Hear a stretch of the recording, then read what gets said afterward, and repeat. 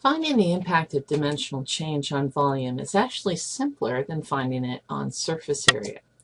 So first of all, let's take a look where we have a cylinder and the radius is 2 centimeters, the height is 3 centimeters, and we'll calculate the volume using the formula volume equals area of the base times height. Well, the base is a circle, so we use pi r squared, and we have pi times 2 squared, so when I square that, I get 4 pi centimeters squared. The volume is going to be that area times the height, which is 3. So I get 12 pi centimeters cubed. All right, now what we're going to do is we're going to double all of the dimensions. So that means my new radius is 4 and my height is 6. So again, I do area of the base like before. Pi times 4 squared, or 16 pi.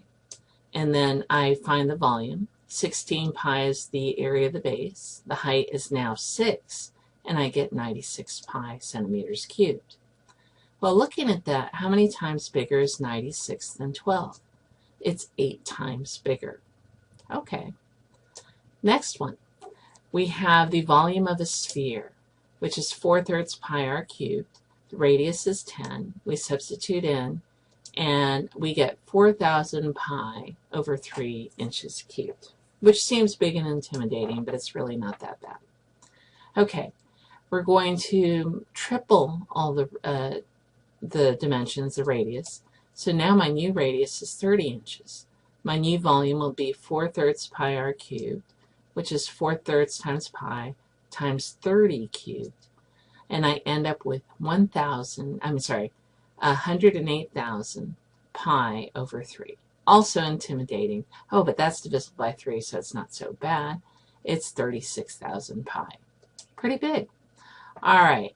That seems quite a bit bigger than the volume. In fact, it seems way more than 3 times bigger. In fact, we can find out that it's actually 27 times bigger.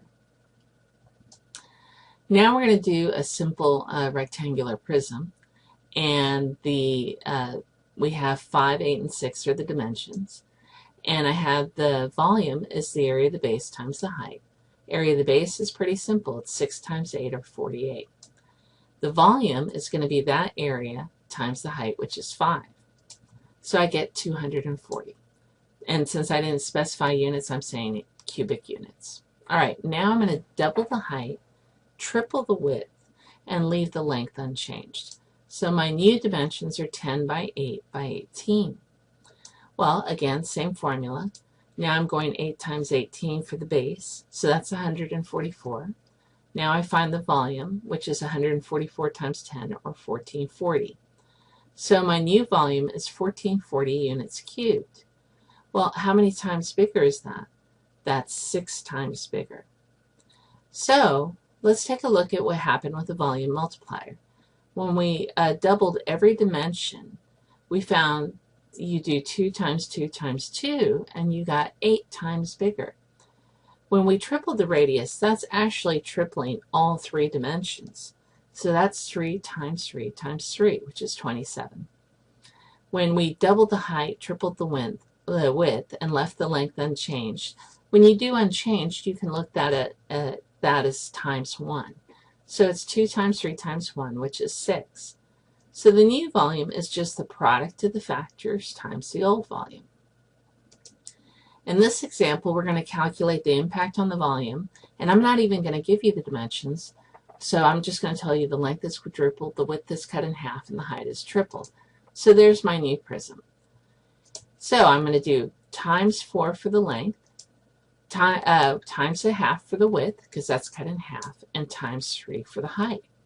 Well, you just multiply all 3 of those together. 4 times a half is 2. 2 times 3 is 6. So the impact is 6 times bigger. That was a lot easier than calculating 2 separate volumes. Now, if you really get lost, you could put in some imaginary numbers and calculate it yourself and find the impact. But as you can see, doing a product of the factors is much, much simpler.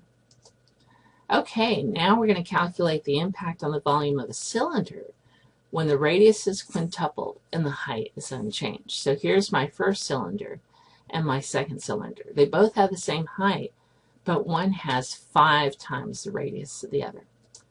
So that means times 5 there, times 1 for the height. But radius, it's actually affecting 2 dimensions, so I need another times 5. So the impact is 5 times 5 times 1, which means the bottom cylinder is 25 times bigger than the original cylinder. So how can you find the effect of dimensional change on volume without calculating the actual volume? Hopefully you realize you can just make a product of the factors. When can you use the product of dimensional change factors to make predictions, and when must you do the actual calculations? Well, for surface area, I would frequently, unless if it's proportional, you can always use a product of the factors. And for volume, you can pretty much use a product of the factors. It's when you do surface area and it's non-proportional change that you really should go ahead and calculate it out.